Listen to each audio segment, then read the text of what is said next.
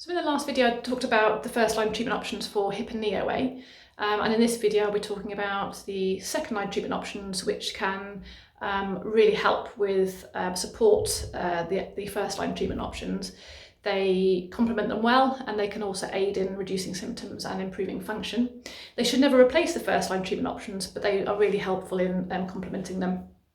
And so we talk about, there's lots of things we can talk about, but obviously as you come in to see one of us, osteopaths, we offer nice gentle osteopathic techniques, some soft tissue work, some nice gentle mobilisations that can help relieve pain.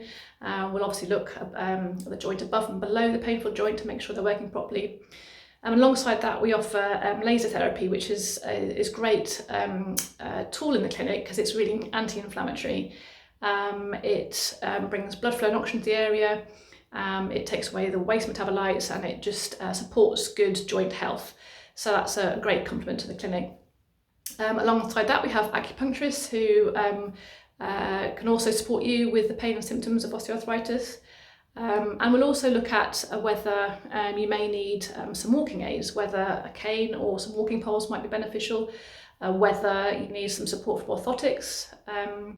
With pain medication, I would say speak to your GP about what is right for you.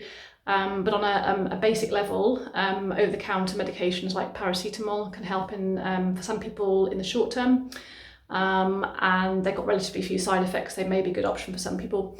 With the anti-inflammatory medications, a bit like ibuprofen, the non-steroidal anti-inflammatories, these can be more effective than paracetamol, but they have more side effects. So used long term, they can affect the stomach and cause stomach ulcers. So they may be quite effective and more effective than paracetamol, but only used in the short term.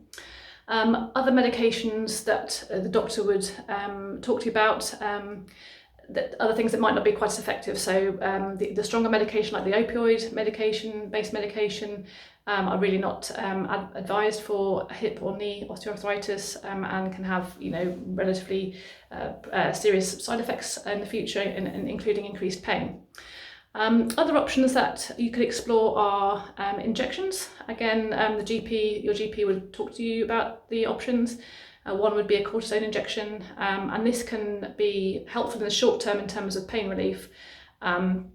But again, it's only short-term sort of pain relief you'll be getting, and you can have a few of these, but the more cortisone injections you have, potentially you can actually have a detrimental effect on the cartilage. So that's worth thinking about.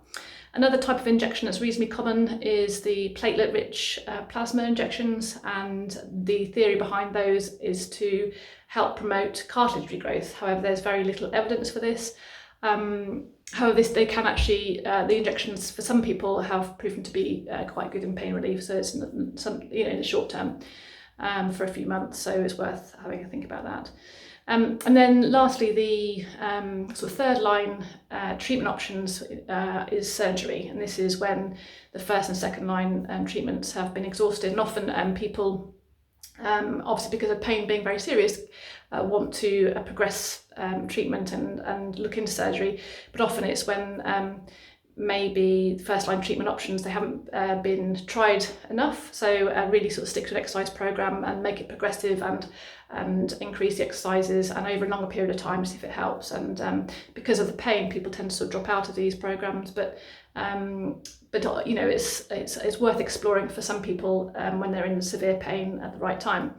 And again, you speak to an orthopaedic consultant about what the best option would be, but surgery ranges from arthroscopy right through to a partial or full knee replacement. And for the right person, these can be proved to be successful. So I hope that gives a nice little summary of the different types of treatment option available for hip and knee OA.